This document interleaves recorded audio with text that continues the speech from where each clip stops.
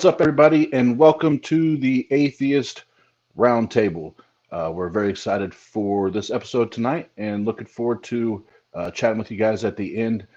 So today's episode, we are going to you're going to meet the whole entire team tonight and kind of share the stories and get an idea of how we met and what our direction is, what's the vision for the round table. So we're pumped, and we've been planning here throughout the day for today's episode. So before we jump into the content for tonight, we just want to remind everybody that our Patreon site is set up. So if you enjoy the content and you want to support us, that's there, and we'll be putting that up at the bottom of the screen throughout the evening. That's there. If you want to visit our website, it's tart.live.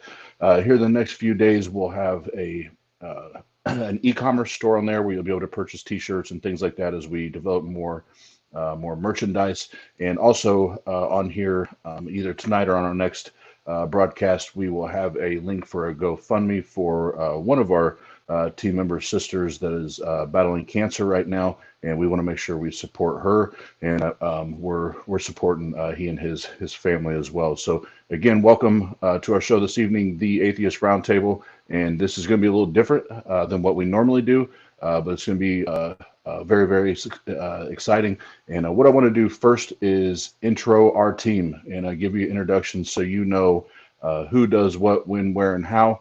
And this thing's been growing very, very quickly. And it's definitely surpassed what I thought it would do in the first 30, 45 days, that's for sure. And I think the rest of the team will tell you the same thing. But the first person I'll introduce is Mike. As you guys know, that is my regular co-host, and he he helps with tons of things, even on the back end as far as editing and just giving visual advice and things like that. And he's the brainiac of the show. He runs circles around me when it comes to debating and philosophy and those sort of things. And I love having him as a partner in crime, so to speak, on there.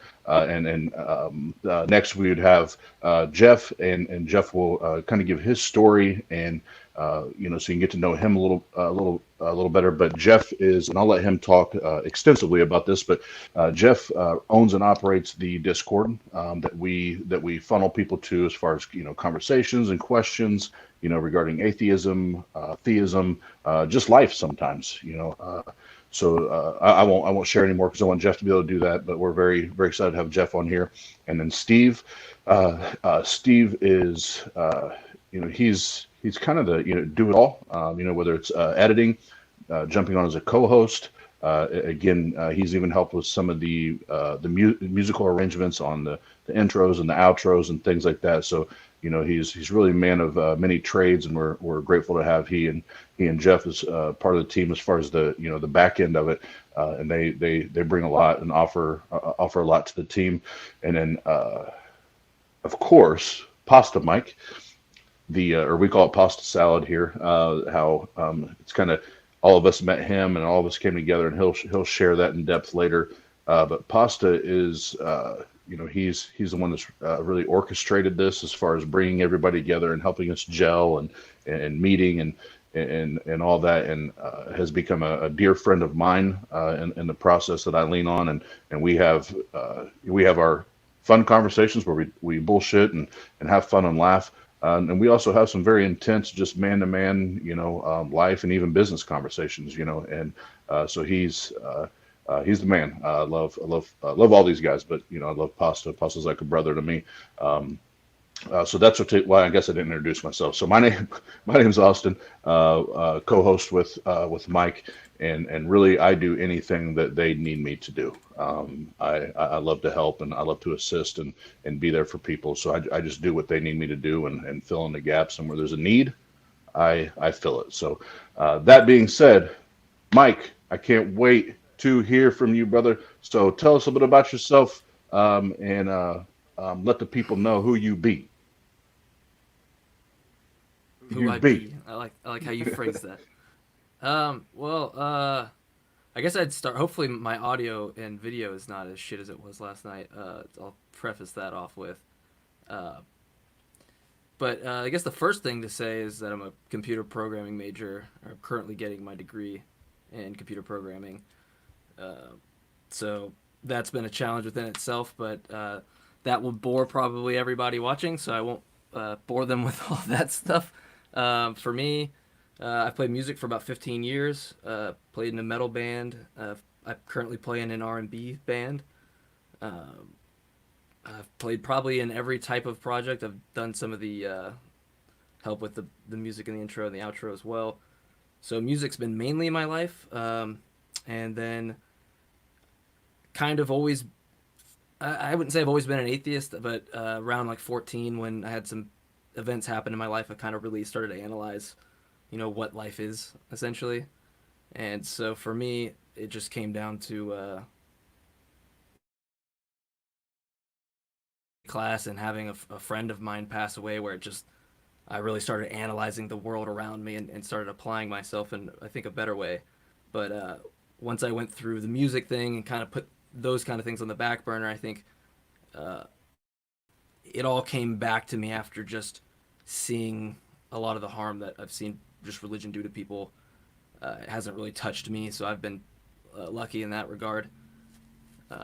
My parents are both Catholics, but they never forced me in any way to go to church or abide by what they believe. So for me, it was pretty lax and pretty simple for me to come to the conclusions that I've come to. I'm sure people on the other side might think that's the detriment to why I think the way I do, but I think I think the number one thing I can thank in my life is my parents and how fucking absolutely awesome they have been to help me just figure things out and not be pressured and love me regardless of me being an atheist and stuff like that. That said, that kind of I never really liked to be so upfront with the atheism. People in my life would think, "What? Yeah, you're totally upfront with it," but I'm comfortable around them. I would say, like most of my friends, like didn't want them to see the Instagram accounts that I had responding to people, or God forbid, going on TikTok and just seeing some of the posts that I would see about atheists. I felt the need to correct people. I never thought I didn't want any of my friends or any of those types of people to see it. Uh, not like I was scared of them seeing it or anything like that, but for me, it was really simple to just kind of like, I want to put these ideas out there and see if anybody likes it. And then now I'm sitting here with these guys because for some reason they thought it was good enough and other people thought it was good enough. And I thought that was pretty cool because I always thought I was really stupid. And I feel like I'm coming off stupid now, but so it was pretty reassuring to me for the first time. I have to feel like, okay, the things I'm saying, there are people that can relate to it and they like that. So to put that in kind of a synopsis for me, it's like I was embarrassed to get on TikTok, embarrassed to kind of show people my beliefs, and I figured, maybe this is a safe spot. And then now I have some, like, I would consider some of the best friends that I have in the world based on that one simple action I had. So just I'm super grateful for uh, having the freedom, and that goes all to my parents and the people in my life who've allowed me to think the way that I do without having to force or cram their opinion down my throat. The aid of the reality around me to decipher that for myself. So I hope that makes sense. With that, I don't want to bore the viewers, but I think I'd introduce Jeff into the conversation if I can. If I can get the producer help, thank you, bud. I think Jeff is the best person for me to pass this on to because consequently I found out that he actually lives pretty close to me, and that's through the same platform. And so for me, I thought it would be interesting to kind of get him in that because we can actually, once this Corona thing's over, I don't know about you, but I plan on, hanging out and being able to actually discuss these things and film things like this in real life. So it would be really cool to get that. But that said, I'd want to pass it to you and kind of get your story on that. Yeah. Yeah. Corona's really messed up a lot of stuff. I think we were even trying to make plans to get together and get dinner or do some stuff. And right about that time was when the Corona thing really was starting to get full force. And so it did kind of screw that timeline up. But going back to where I come from, my family entirely on both sides, my mom and my dad are all Catholic. So especially my grandparents. My grandparents on both, especially my mom's side, pray the rosary every night, church 3 times a week, that kind of people. And my parents weren't as religious in that aspect to where they, went on Sunday. I did the first communion. I got confirmed. I went through the process. And at the same time, another part of me was always loving science and technology. And I wanted to be an astronaut when I was a kid. I thought that was the coolest thing. And as I got older, I never allowed the two sides of that equation to intersect. Religion and logic were two separate events in my mind. So I grew up Catholic. I actually went to a non-denominational high school and this is in Georgia now. And I was introduced to a lot of other denominations. I had interesting science teachers that, played Ken Ham videos and that kind of stuff. So, I had a lot of that fed to me. And I typically took what I got from an authority figure as it was for face value. And as I got older, and I moved away from my parents, moved to Colorado from Georgia, and being so far away from that family influence that got me into and kept me in the religious bubble, I started to find myself questioning things and starting to actually look for answers and trying to understand the stories that were given to me at church. And during that discovery process was when I kind of figured out, like, I don't think I believe in any of this. And coincidentally, I found out my brother, who's 5 years younger than me, came to that realization before me and had actually said something to my parents. And I can remember being at dinner with them and my mom saying something to me like, hey, your brother doesn't go to church anymore. And I was like, I'm kind of the same way, and that's kind of how I told them. And luckily, I, even though they don't want me to be that way, it hasn't had a huge negative impact on us. But that's kind of where I come from on that. And then as we get into where we're at today, I found myself too, not just the love of science, but a love of arguments. I do love to argue, and I do love to poke at people to get their genuine reactions. And that's kind of where the trolling comes into play. I'm not necessarily trolling to get a reaction to upset someone, but I want somebody to passionately defend their position. And I want to hear their true argument, and I want to know what it is. And sometimes you have to push people a little bit to get that genuine reaction. So that is where the Discord really comes into play.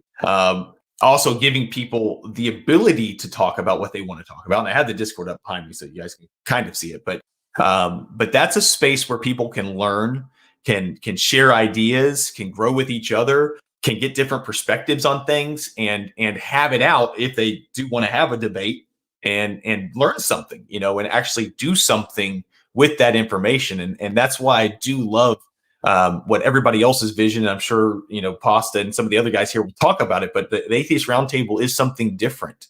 It's a place where you can actually get something done and take people from different spectrums and bring them together at one singular place in a non-aggressive, ridiculous yelling match, and actually get to the root of somebody's argument and understand where they're coming from and see if we can't find common ground and help each other along. And I really hope to get the Discord to a level too, where we have some sort of support structure for some of those people struggling with theology and religion and people that are dealing with that don't have the same thing I had with a family that was accepting, even though they are religious, accepting of me as an atheist. So I really hope to see the Discord grow like everything else has. And with that being said, I think Steve, you're up next. And Steve, again, another guy that came in through TikTok and some of the other platforms. It's kind of a all-around guy. Does almost everything here. So live from his murder shed, you have Steve. Well, I think since you brought it up, Jeff, I should probably just address the murder shed joke right off the bat. I have a kind of detached shop that I run the camera out of and all that kind of stuff, mainly so I don't disturb my family too much, especially late at night. And Pasta Mike at one point started referring to me as Murder Shed Steve, and we've been going along with that inside joke for a while. But as far as my beginnings, I was raised to be very skeptical. Just right from the get-go, my parents were basically saying, don't take everything at face value or anything at face value. Make sure that you do your research. Make sure that you fully understand everything. Ask questions, and don't even take our word for it. Make sure that you do your research. So I was raised very skeptical to begin with, and held a lot of different kind of beliefs throughout my life as I did more and more research. Kind of got into spiritualism for a while, things like that. And it wasn't really until a couple of years ago when I was challenged by somebody that I know who is a young earth creationist to really look into his beliefs and all that kind of stuff. And I kind of stumbled across the atheist experience on YouTube in my studies. And Matt Dillahunty quickly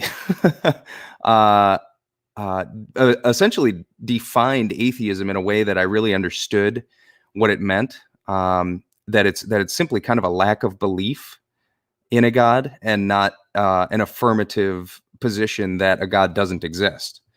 And so I quickly realized I am an atheist. And the more and more that I watched that show, the more and more I learned, because, coming from Minnesota, we don't really see too many religious extremists or anybody who really takes anything, to the extreme level with their religious beliefs, like the evangelicals and things like that, which I suppose I'm starting to meet more and more. But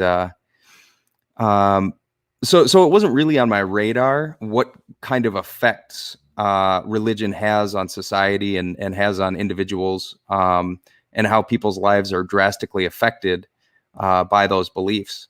And so I started getting more and more passionate about it, and I started thinking, man, it would be really great.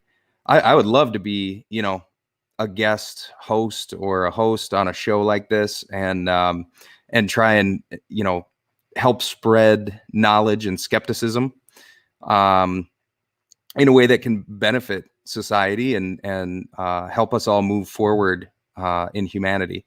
So just in thinking that and everything, I ended up on this app called TikTok, and eventually started going on there, and more I started seeing more and more specifically Christian content, but religious content. And eventually I kind of couldn't help but begin discussing these beliefs and things like that. And I suppose as time went by, I ran into more and more of it because the algorithms are set up that way. And eventually ran into these guys, and the rest is kind of history. We'll let Pasta Mike tell the rest of that story.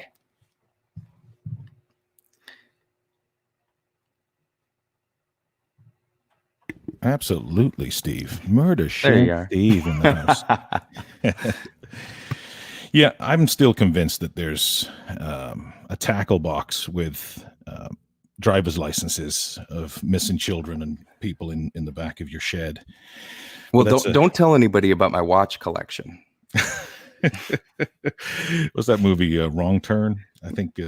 Yeah. Let me see here. Let's see if we can add these fellas back in the gang.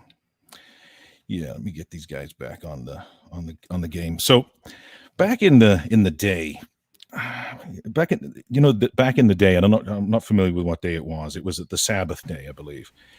I think I ran into a gentleman by the name of I'm Just Here Trolling on the Ticketh of Talketh app. That would be before I got banned the first time. Yeah, it might have been the original trolling thing. And I just thought it was pretty cool because I was actually using my daughter's TikTok, and I'm like, oh, there's a little bit of atheist humor on on TikTok because I saw the abundance of, what I like to refer to as TikTok Christians. The Bible verse of the day, cherry picking John 3:16 stuff that just is, it's abundance of it all over TikTok. So I saw his account and I thought, oh, this is pretty cool. I didn't know this was on here. So I just kind of decided to do a little bit of satire on TikTok.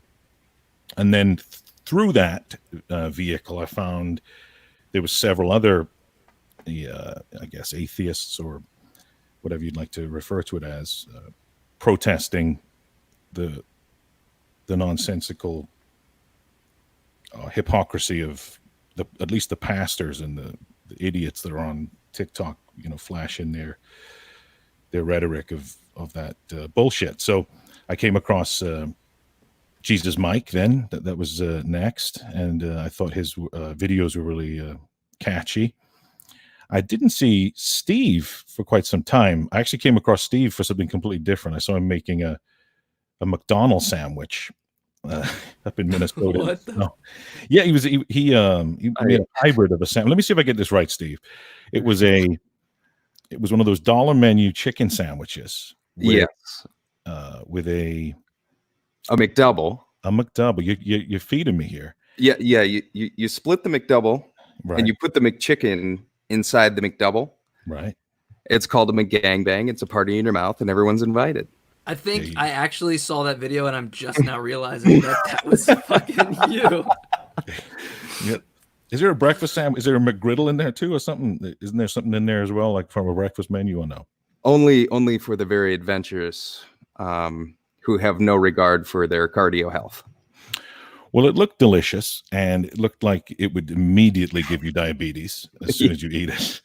But it was that video I saw of you first, and I think it led me to just click on your profile, and I thought, okay, so he's advertising food items that typically aren't on fast food menus.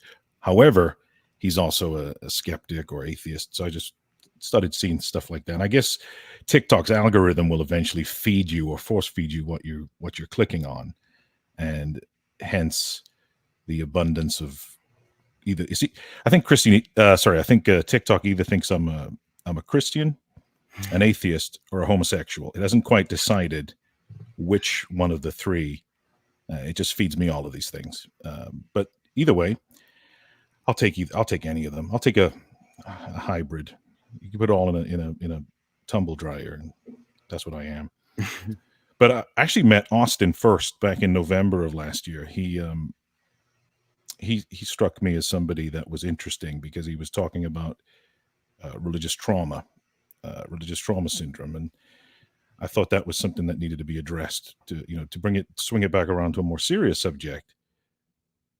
If you're somebody that was once heavily indoctrinated into religion and you've recently broken away and you've been in religion for over 30 years, like Austin was, and you might have a different kind of view on what atheism is, or stepping into a non-religious or secular worldview, you're sometimes left with a lot of guilt and hatred, maybe for yourself, maybe for the people in your family, maybe for your coworkers and your friends. And I think Austin was struggling with some of that stuff. So I reached out to him and we chatted, and we came up with some cool ideas on what needed to be done.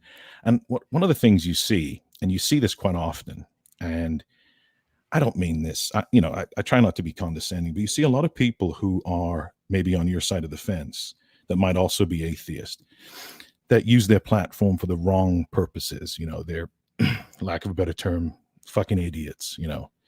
They could be helping, but they'd rather spend their time, being vindictive or just adding to the cause, creating drama. Yeah, exactly. So I reached out to Austin and said, hey, do you want to maybe talk to some folks and see about maybe getting some platform started? And he's like, yeah, we could do that.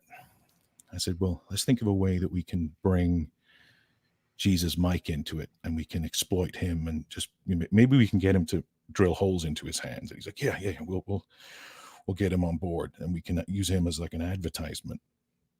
And he still hasn't agreed to that yet, but we're working on him. He at least hasn't cut his hair yet. Yeah, But Austin, I think the theists are on my side with that one. yeah, absolutely. So we're going to step aside from all the other atheists that may have been, I don't know, maybe it was that they were bullied as children or something, that, or maybe they're struggling with things too. And in fact, we reach out to them too if they need assistance, if they need help. Maybe they're struggling some way.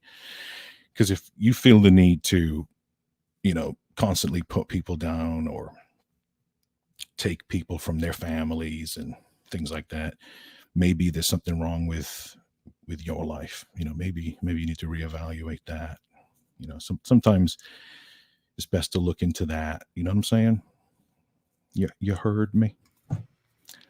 But Austin, I think he wants to come in and have a little chit chat.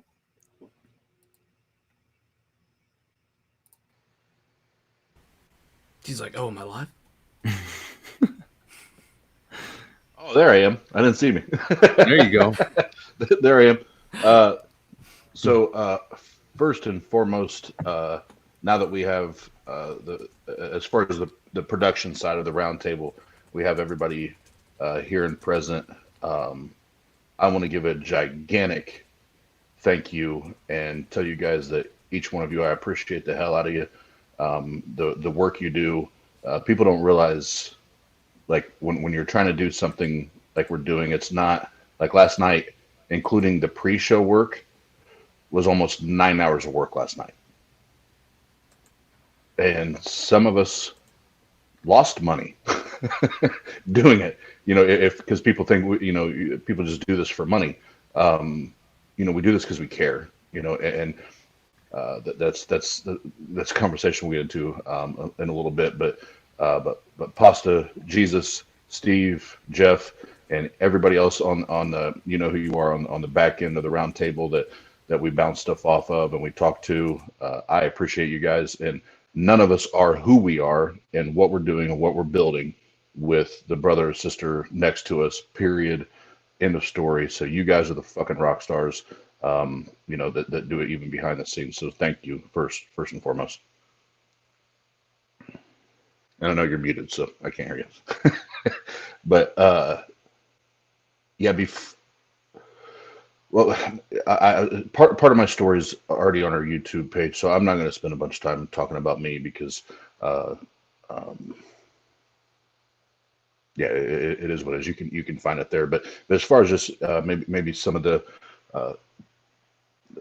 fun things, I guess to know about me. First of all, I have I'm a Hoosier. I'm from Indiana, and grew up here, and I've moved all around. I've stayed in different states, different cities, but I'm proud to be a Hoosier. And I have a beautiful girlfriend that I will be marrying soon, and I have 4 kids, and she has 2. So I have 2 bonus children as well. So we have a big, happy family together, and we have tons of good times, and we all adore each other, and it's an amazing blended family that we have.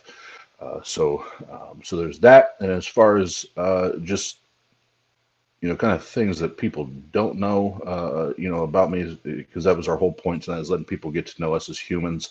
I used to be a huge sports fan, and now I watch none. I can't even tell you the last time that I watched a whole football game or a whole baseball game or basketball game. And I used to be the guy that didn't miss one single game. I knew every statistic of every player, and I'm just not that guy anymore. But I was an all-state baseball player. Let's see. I love music. Music is probably my biggest passion. As far as just what I do, to relax and chill out.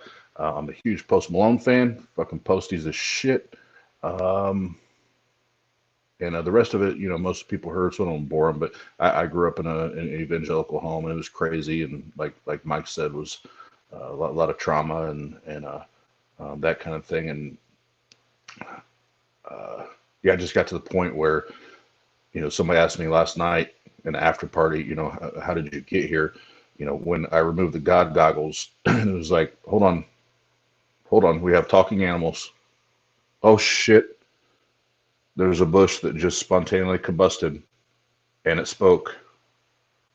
Like, we can't be talking about real life right now. So those are very small versions of what did it, as far as I went through it. But that was kind of my transition through it. And, I am and will always be grateful for two people as far as the atheist community is concerned. That being first and foremost Matt Delhoney, and he, whether he ever knows it or not, I hope one day I get to shake his hand and tell him. But he, with his background in religion, he really systematically he was really the one that walked me through my deconversion process.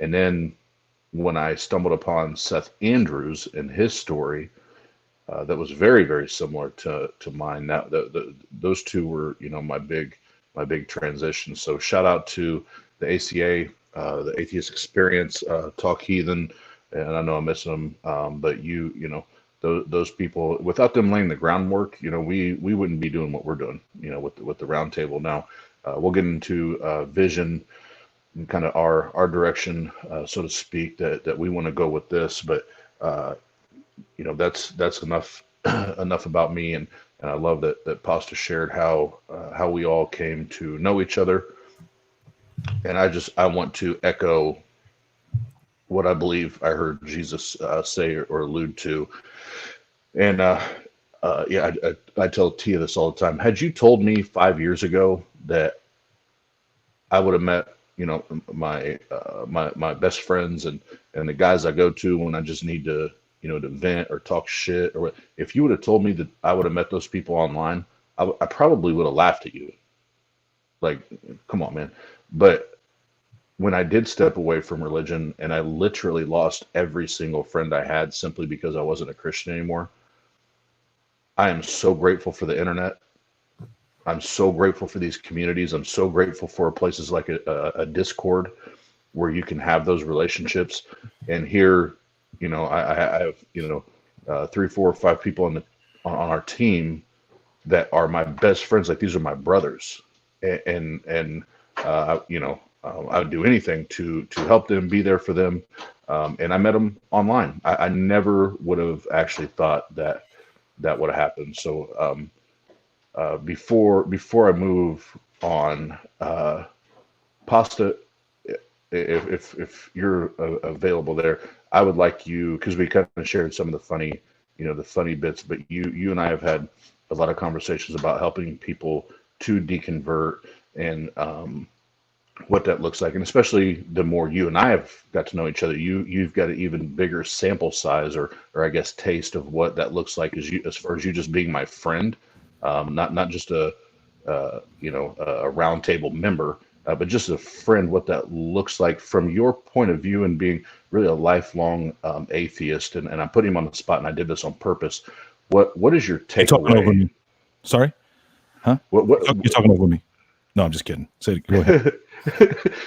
What is your, now that you've really got to, and you know me on a very personal level at this point, and I've shared, other than my girlfriend, and certain family members, I've really shared more with you and Jesus Mike than to have really anybody. Now that you've had that, and we build this, what as a lifelong atheist, what's your takeaways from building a relationship like that with someone like me, and how we can impact those in that position? Well, I think that if they follow you, if they follow your story, or if anyone has been watching you, for example, they may see themselves in you. I don't think that it's unique in the sense that it's always the person that you're talking with, per se, on the show. It might be a particular question that you ask, or it might be one of the videos that you have on TikTok. But when it comes to everyone that's currently in a religion, or if they're actually considered religious, or if they do actually have a belief in a deity or God, it's not for you to tell them they should not believe. Maybe it's a lesson to be learned just by listening and delving into why they believe. Yep. And would you say that, and I'm asking this question because it's kind of lead up to uh, vision and direction, before we all come back on screen and kind of have a quote unquote roundtable discussion about this. So let's use your and I's friendship and relationship that we've developed. Would you say that the process of meeting somebody that is indoctrinated into whatever religion, doesn't matter, would you say, just comparatively speaking, would you say that it's more of a microwave or a crock pot? I'm not even sure I understand that, Austin. Okay. Okay. So the process to build up to a actual true deconversion, is it a microwave where it happens instantly, or is it a crock pot where it's a slow cook, it's a slow process? What would be your opinion on that? What would you Well, I would would you say say? I would say from what I've understood it to be, it would be subjective to that person. I've never deconverted. I've only observed from listening to your story. I'm unfamiliar with the whole process personally. Okay. I've never And been that's fair. I've never been religious, so That's fair. And like I said, I warned everybody that I purposely didn't prep Pasta because him and I have have a great friendship at this point, and I wanted to ask that in a raw, in the moment thing, and him and Pasta never coming out of that. That's I believe that's a fair question, but I would counter that and say that for somebody that did come from 30 years of indoctrination and religion, it's going to be few and far between that you get a microwave conversion where you stick them in a microwave, it's done in 2 minutes. Most of them are that crock pot. You have to talk to them. You have to build a relationship. Why do they believe what they believe? And you continue to kind of chip away at the things that they've been force fed for 10, 20, 30 years. But wouldn't you And say it's fair though? Wouldn't you say it's fair that a lot of people are just in religion for other reasons and may have already come to the conclusion long ago that they've subconsciously just been suppressed and that they likely don't really adhere and believe that there really is a deity, but they're like religious probably because of their job, or maybe they work in a church and get money because of the church pays them, and they don't want to just come out and say, you know what, I don't believe in God anymore, because if I say that, I'm not a Christian anymore and I can't get my tax exemptions. So there's lots of reasons why somebody would stay in religion, right? So at the end of the day, for somebody, it could literally be a microwave for somebody. Or absolutely. If I'm using your analogy correctly. Yeah. Yeah. And that's what I'm saying. It's not every case. Like there's some people where they get one little glimmer of hope just to get out, instantly, and they're going to run. And that's what I would describe as a microwave. But most people that I've met so far, and really the last week or two, I've been listening to more and more interviews with atheists that have deconverted. It's a process. It's not just one day they decided, okay, I just don't believe anymore. Like they have to chisel away and chip away at their own belief system, and do that. So the reason Pastor, I brought that up, and you offered tons of insight there that's 100% factual, and I know.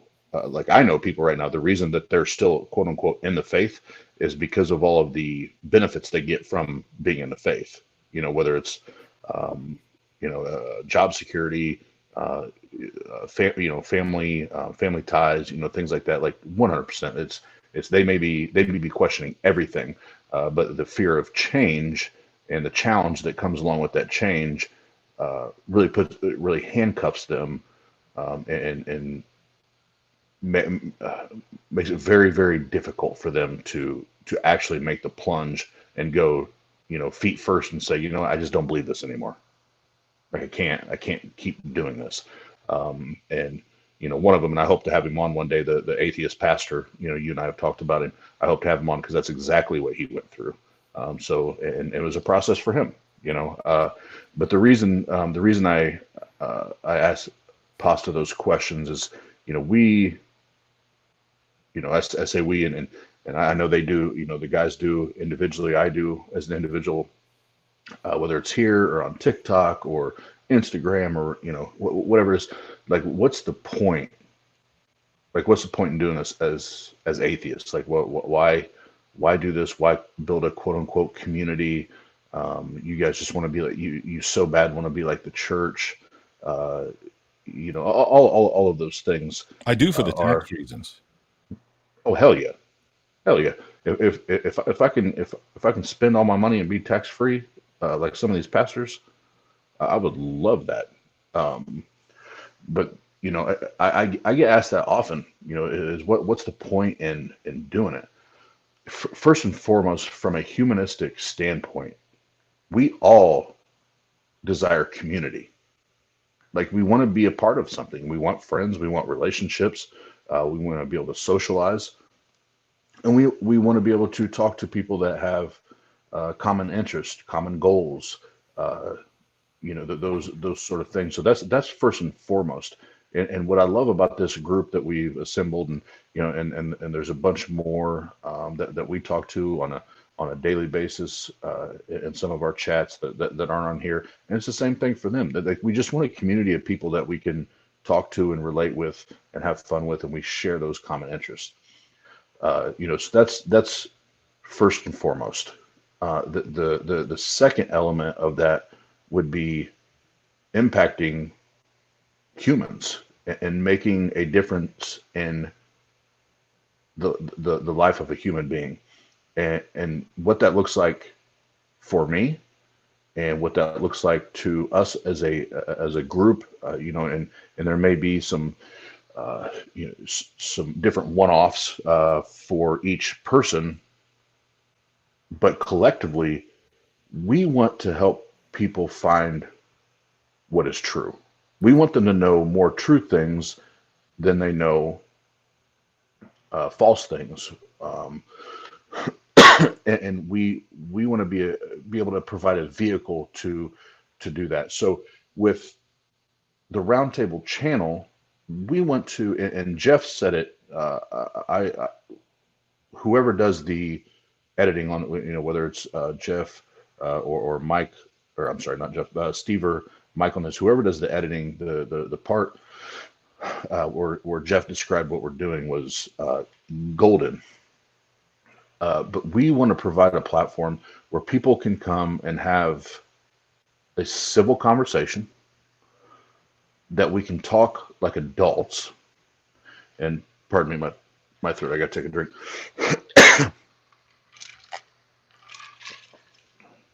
But we can talk like adults, that as atheists, we start to dispel this automatic assumption or notion from theists that because we wear and proudly proclaim atheism, that we're just going to have them on our show to cuss at them and tell them how ignorant and stupid they are because they believe in a God.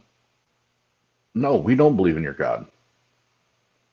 But we want to, like Jeff said, like, where can we find a common ground, or where can we challenge it, and how can we help people find truth? So the vision or the mission of the Roundtable and what we're doing is to help people grow, to help impact lives, to make a difference, and help each and every person that tunes into our show become better every single time they listen. Whether it's an atheist, a theist, an agnostic, we want to help you move forward. And around the holiday time, I do try and sell you, kind of rent you out. I do try and rent you out around the holidays too, though, Austin. Yes, that's true. Pasta loves to, around November and December, to post on TikTok. He does a brilliant advertising segment of Rent a Christian. And for some reason, I go for top dollar. Big money. Ching. No, but to end that part of it, and I'm gonna bring the guys back in here in a second. So those are, on a serious note, that is the vision, and moving that forward, help move people forward and make a difference, and make an impact. And I love that Pasta jumped in there, because the next part of it is, uh, guess what, guys? Life is too short to not have fun. Like, we want a place where people can come and have fun, where theists and atheists can get together and actually shoot the shit and have fun. What you're not, so we will host debates, but the debates are completely separate from the roundtable format.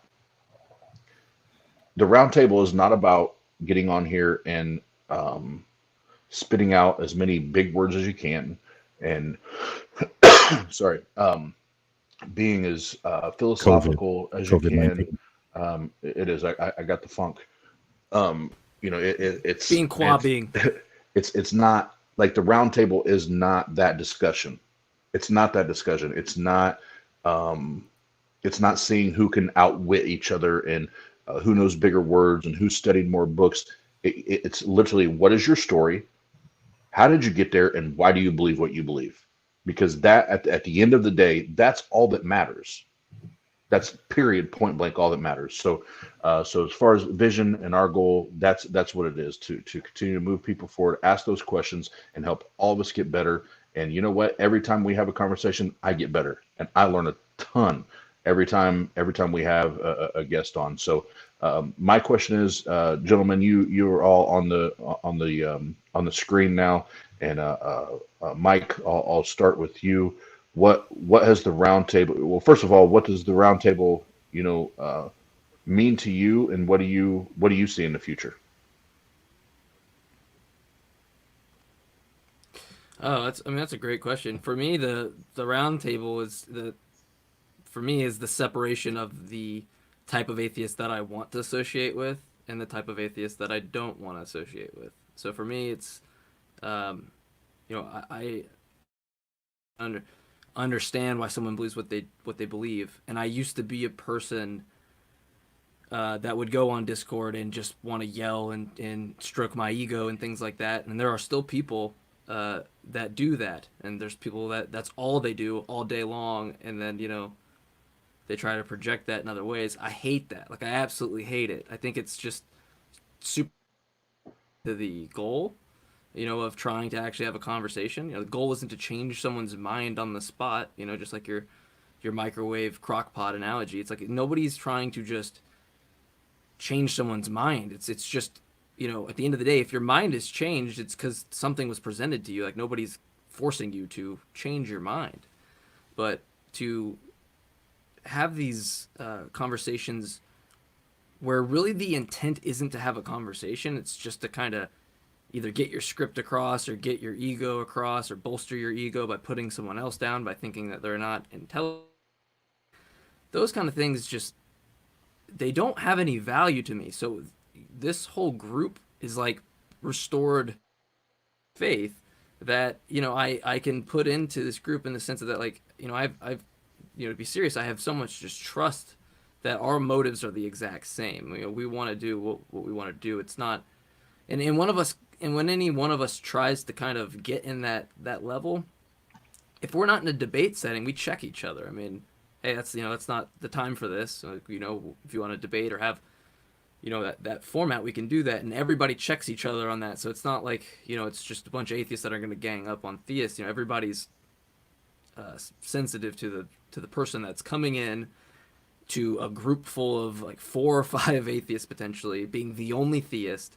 And for me, like, I have to have a group of people I respect to feel comfortable, to think that other person would be comfortable, and I think that's been achieved. I think we've successfully been able to round up people that actually care, as opposed to there's certain people that obviously make it more of a pissing contest, and that's fine. I mean, you can have all that. I personally just think it's a waste of time, and kind of just seems useless. So, kind of a synopsis of that. I just think that I think this is a good thing, just inherently based on how our goal is. Does that answer that better? Yeah, no, thank you, Mike. Cool. And Mike and I have been working hard, even behind the scenes, even really before anybody knew on developing content. Where we want to go, what does this look like, what does it, sound like, that sort of thing. And side point, I don't think you could have found a better 1-2 punch as far as different personality styles and what we bring to the table than Mike and I, and I'm super proud to have him as the co-host. But yeah, we share, even though it's different life circumstances where we come from, we share the same vision and direction as far as just helping people and helping humans. That's really what it comes down to. Next, we'll kind of just go order that we did earlier, so everybody's familiar. So next, Jeff, same question for you, man. Now that we went through your story and how we met and everything, how do you see the round table? How do you view it? What does it mean to you? Where do you see this going? So I took some notes. And actually, I think, kind of self-realized some things just in the discussion just now. And really, I want to be the type of person I needed 5 years ago. So when I was having my, I'm going to say quarter life crisis at like 25, 26, and I was having issues and didn't have that support structure around me. I want to be there for those people when they're in that moment, and not necessarily to take advantage of them in that time period, but to have somebody that's, of the same mindset that can maybe help you understand what's going on, if that makes sense. And it's dangerous, like some of the thoughts that I had as a theist, and the justifications I would make in my head, and the mental gymnastics I would do, it's dangerous. It's a dangerous thought process. And I mean, it's a very strong drug for those that are addicted to it. And it's very difficult to get them to understand the dangers of what they're doing to themselves. So that's kind of what I see the platform being used for, is to help those people that are in those moments, those crises, not to take advantage of them, but to help them figure out what's going on and be there to support them through that. So I think that we also spend a lot of time making sure that we talk to understand and learn from the guests that are on the show, not talk to get them trapped into a corner to make them look stupid. And that's what sets this show apart from other shows. I mean, there are definitely, even Dylan Hunty's not that bad. Like, I think that he's still, obviously he's very aggressive and does his thing, but that's a different show. That's not the space that this is set to fill. And just like the talk we had with Mr. Big Faith yesterday, like, we learned a lot about him, and I think he learned a lot about our position. And I think that, he's definitely more open at this point to listening to an atheist perspective at this point, as opposed to just saying, I'm not going to listen to it. You guys are dicks. If we had brought him on there and made him look like a fool, would he ever talk to us again? No. At this point, he probably would, So that's kind of where I see it, is talking to learn from the guest, not talking to trap. No, very good. And seek to understand. And I think not that I'm the greatest atheist on the planet, because I think that's bullshit when you start comparing and doing that's for children. But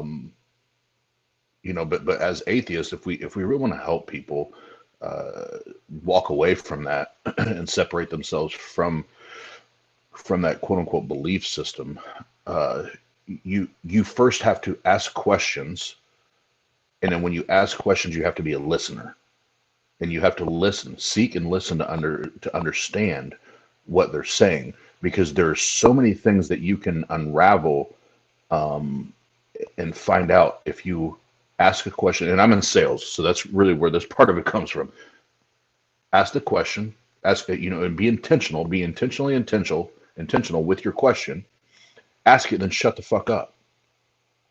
Yeah, Just shut the.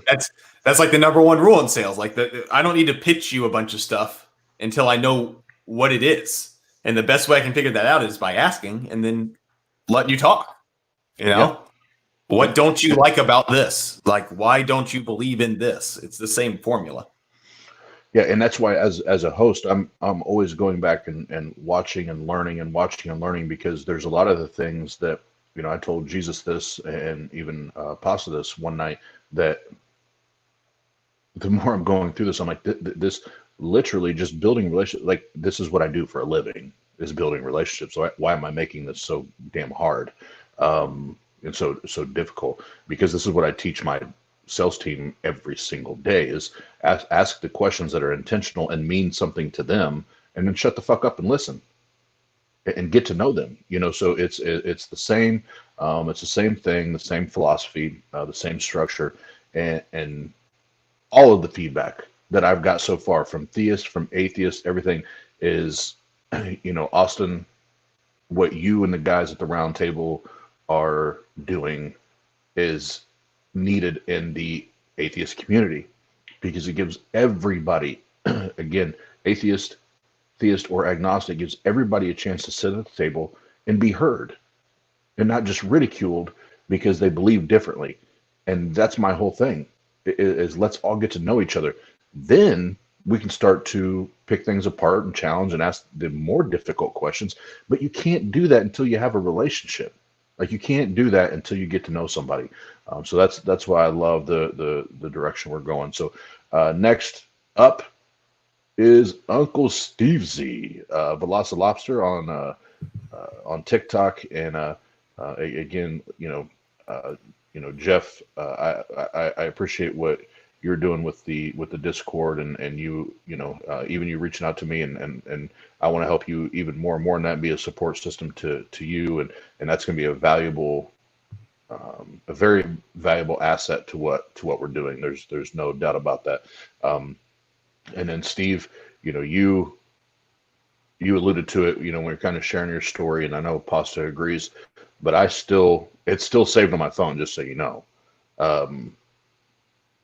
But I remember when you messaged me when you and I first started talking, first started chopping it up on TikTok, and you're like, man, I had this idea, this atheist alliance, I think that's what you call it, right? Yeah. Hashtag okay. Atheist Alliance. Yeah. And I was like, man, I like this dude, because, you guys know this, a lot of the listeners, I'm a visionary. Like, I love those. Like, I love thinking big. What this has to be bigger than TikTok. Yeah. And I still have that on my phone when you sent that to me, and I've always appreciated that about you, because it was like, anybody that wants it like that, and like, our first couple conversations, you're already digging in, like, let's build this shit. Like, those are the people I know are serious. Let's get organized. Yeah, let's work together. And want to do it. And so before we bring the Pasta Man back on to kind of do his version of it, and he's, like I said, he's been the kind of the orchestrator of it. I was thinking about this episode earlier today. I was in the kitchen. I just got out of the shower and came down. I was talking to Tia and my girlfriend. I said, it's nuts.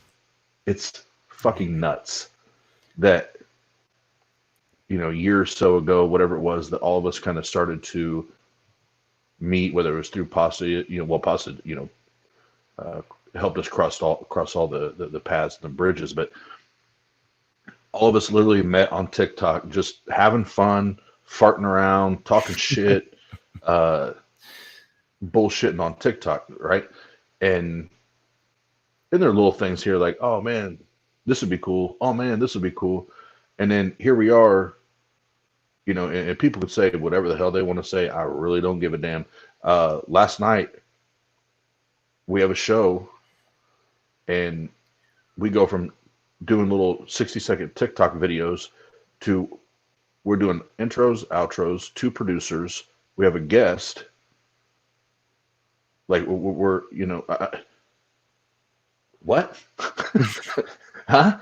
You know, It all certainly seems to just be all the pieces of the puzzle are just falling together quickly. yeah, it must be God.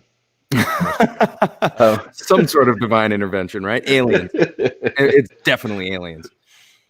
But no, I appreciate that. So the reason I said that is the voice of God. But the reason I brought that up, Steve, is not saying the other guys didn't talk about it, but you literally were the first, other than Pasta, you were the first person that was like, hey man, you ever interested in doing this? And I remember I told you, I was like, man, that's already been in my mind. I'll let you know. And Right. I love that you were the first person to initiate that conversation with me, outside of Pasta, and I think that's fucking cool as shit. So that being said, I wanted to make sure I gassed you up a little bit because you have been 100 miles an hour with that, since we met. But that being said, how do you, current day, how do you view the round table? What does it mean to you, and what do you see for the future? Well, it's like I said, it all kind of started on TikTok, seeing more and more Christian content, and coming from a place where that wasn't, you don't get it shoved down your throat as much in Minnesota as you do in, other areas of the world. And when I started to see more and more of that, just being on that social platform, I just couldn't stay silent. Right. And then that's when I kind of met you guys. But I feel really, really great about the direction that everything is heading. I feel awesome about the whole platform, and I'm really happy that everybody's on board for having these really honest, earnest, friendly discussions. Even though we can disagree, we can still speak to each other like adults and have good, meaningful conversations. And I feel like you get more bees with honey. I mean, if you want to come at somebody and just start butting heads right away and being, coming at it with an argumentative attitude, nobody's going to step away with anything. Everybody's going to step away from that conversation, probably in a worse position than they entered it. And I've found through my life, it's just better to try and understand each other. If I take the time to understand your position, you give me some sources of information, I'm going to go research them, and then we're going to discuss it. I'm not going to just shut it down and say, no, I'm not wasting my time, because the pursuit of knowledge is never a waste of time. And you can never make assumptions about whether or not something is worthwhile in doing research on. So I've spent a lot of time making sure that I understand as much as I can about specifically Christian religion, only mostly because those are most of the people that I end up in contact with. But as far as my position there, I can't know anything until I'm presented with the proper evidence or information, right? And I feel like the way that we're approaching things is going to be the most intellectually honest way of approaching any situation.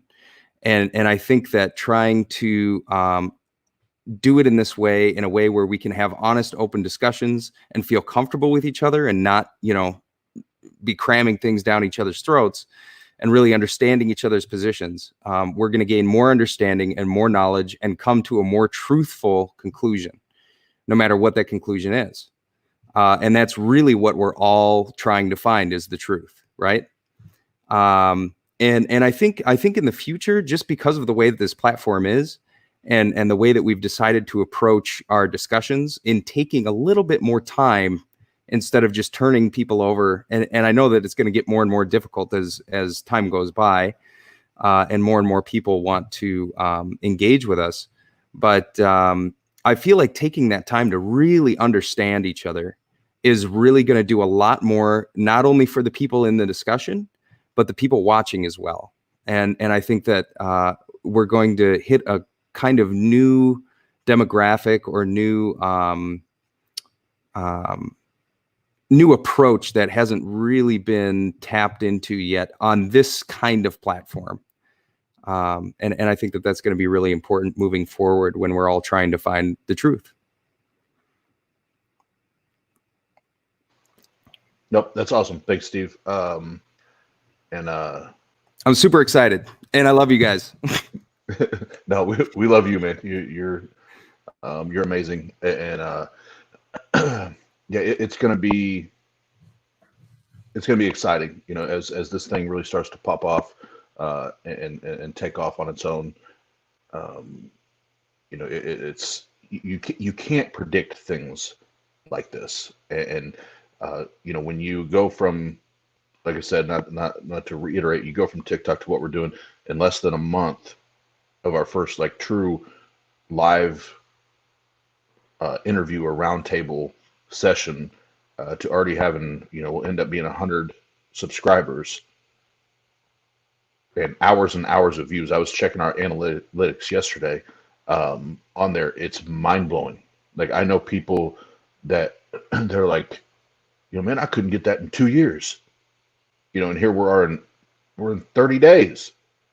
We're in 30 damn days, you know? So it just says that we're doing something right. And I don't know about you guys. I mean, we talk a little bit, but the feedback and the buzz that I'm getting is, you know, you guys are doing something that the atheist community needs, and not needs because the atheists need it, but theists need to know that, look, we can actually sit down and have a civil conversation and not get clapped at the whole time and telling us we're fucking dumbasses the entire time we're talking, you know. So it is, it's just it's a different model, it's a different approach, and guess what? And I know all of us are on the same page, so I have no problem saying this. It doesn't matter who comes along. It doesn't matter who says a thing. People can say whatever they want about, you know, Mike and I as host, co-host. They can say whatever they want about the roundtable. They can have whatever opinion they want to have. We're always going to take the high road. We're always going to take the high road. So people can think and say what they want. Have fun. Like, have fun. It means nothing to me. Like, I know why we're doing what we're doing. You guys know why we're doing what we're doing. There's a goal and there's a purpose in place. And that's the only thing that our eyes are fixed on. And anybody else, their opinion and what they have to say are irrelevant. They're irrelevant, but they mean nothing. It's in one ear and out the other. And I will say this for the ones here and the other ones that are part of the community we're building, you know, behind the scenes. This is what I know, being in business for 20 years. The only time haters, trolls, victims,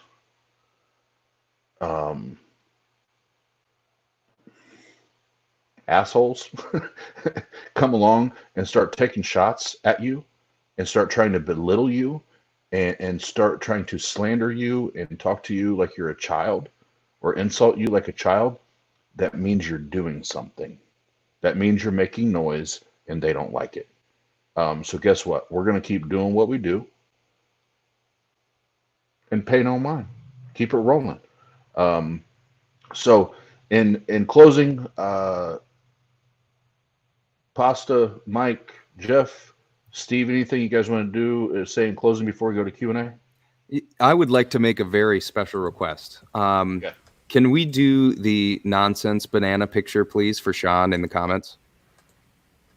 You know what's funny is that I thought about flashing it up at this point, but I was like, my hand was like, you know, fucking liar, liar. And he's just like, the pen is blue. I'm just sitting there like, we got to do it. We got to do it. I think it's now I can let the hand do it. So yes, we needed the nonsense banana.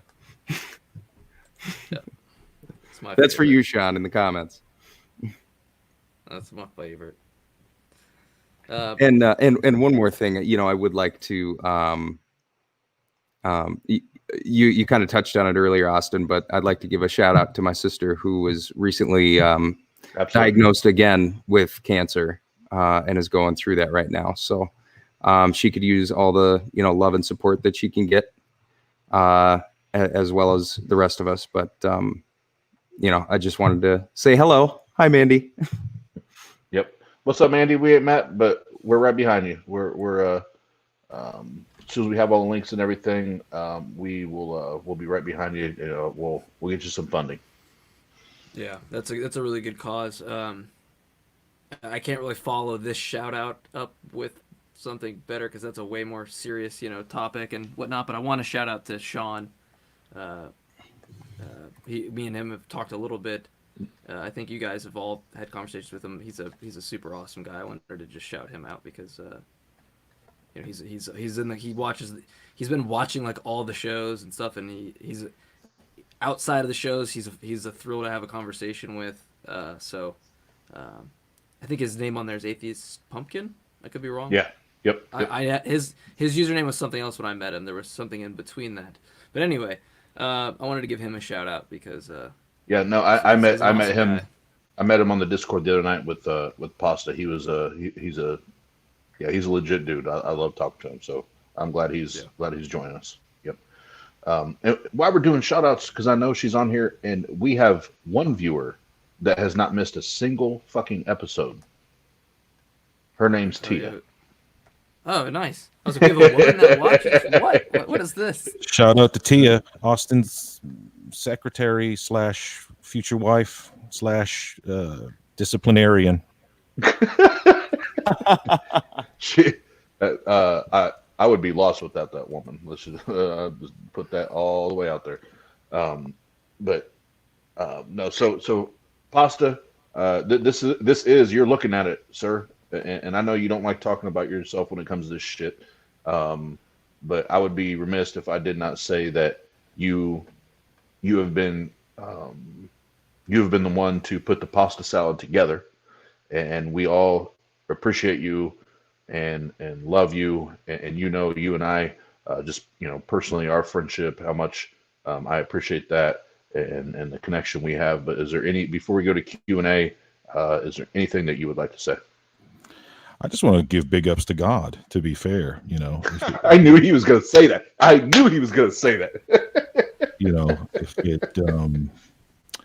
If it wasn't for my Lord and Savior, I mean, there's a few other things we could put it to, but I'm just going to go ahead and put it to him. Mm-hmm. Well, I'm convinced. Yeah. No, I'm just really, really glad that you guys, mesh so well together, and we were able to move forward with something that's, impactful in a way. And we're not a bunch of, I'm trying to think of a decent word, but ass clowns. We're not a bunch of ass clowns, basically. But I'm still waiting on. I've got everyone's GEDs. I didn't get Austin's GED. If you can fax me your GED, bro, because I need it for the to make sure that we are actually qualified to talk about these subject matters in the groups. Because some of this stuff is, because and by the way, how do you spell philosophy? Oh, you're talking to the wrong guy. F-U-C-K. It starts with an F. Starts with an F, right? W. No, it's F-U-C-K space Y-O-U. Okay, and that you just okay. Do you need me to do that again? Okay, that was a reductio ad absurdum, or Yeah. But remember, it's a reductio ad absurdum to the position you don't hold, so you got to get that right. Answer my question. Answer it. All right, fellas. Well, it was. You're over talking me. Austin, do you have evidence to the claim that isn't an abductive ad absurdum? You're getting banned, Steve. Just for okay, fair enough. Steve, ban him. You know what, you guys, you're not answering my question, so I'm going to end this. You're not answering my question. No. You're not. No. You're not answering my question. Go ahead, rage quit. You're not answering my question. Just I had to, guys. I'm sorry. He was getting a little bit abrasive, and quite frankly, I think he was being a bit prude. Fair That's funny. And he was coming across kind of. Do we have any? Did anybody put any questions for the Q&A? No, I didn't ask until like way later on. So Are you this going to is behave, not one behave for yourself if you come back into the chat, sir? Sit down. hey, how dare you? Okay, he was acting. Look, I'm going to bring him in one more time, guys. If Okay. I want to hear. Can handle it. Who's talking to me? These damn Catholics. All right. Okay. All right. I'm going to slowly spell philosophy for you. Who smells the F-U-C-K. best? We have a question. Chase wants to know who Face. smells best. Oh, that's me. No, I would say that just based on appearance, you definitely probably smell. It's Burberry. Oh shit! It's we all Burberry know touch. it's Atheist Jesus for sure. I'm like Luda. I'm like Luda. Luda Boo smell The like dude who Burberry looks like he doesn't have a cologne. shower always smells the best. I think he probably smells like laundry. It's so Mike true. Mike looks like he smells like papaya. No, he smells like shampoo.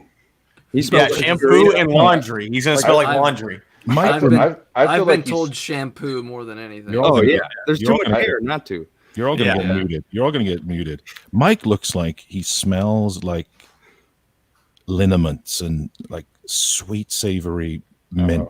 Yeah. Battery's dying. No, I I feel like Mike. I feel shit like my Mike, pants, so not today. Oh my god. My battery.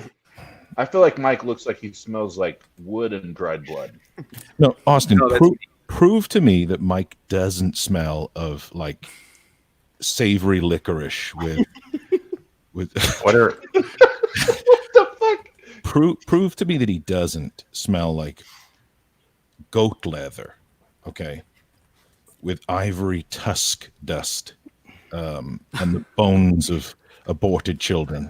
Tell me that he Yeah. doesn't smell like that. It's more of a remnant, like it's a lingering of the Mm-hmm. abortion bones. Yeah, if you put that into like one of those NutriBullets and blended it up with soy milk and developed it into some type of perfume, and it maybe marketed it as a as a eau de toilette and sprayed it on people in like Nordstrom. Explain to me and demonstrate to me how Mike does not smell of that, but then there's three negatives in that comment. but then that he does smell of that. Demonstrate this to me, sir. Okay? Stay on track. Stay on track. Don't I need you to shut up. take your hand I'm off. not, need you I'm to not- shut I'm not- I'm not talking about certainty. Take your hand off your chin. Who was asking who had the worst standards of evidence in our group? Because I think that standards of evidence are going to be different based on the claims. Who's talking to They me? need to be- Who's It was- talking to me? I see it a was a joke, surfboard Steve. in the snow. Who's talking to me? Hey, shut up. All right, we're done. You're not listening. Have we had any questions come in yet? No. that- not yeah, this who year. smells the best? Oh yeah, that started a whole thing. Good job. Chad. I smell like Burberry I'm cologne. out, All guys. right. So we got some work to do on the back end, so we're gonna wrap it up. So everybody that tuned in tonight and tunes in the future, and we'll do some editing to this and get an official version of this up on the YouTube and on our website and on the Patreon as soon as Steve and Jesus work their magic on it. But as always, guys, do we have the outro ready?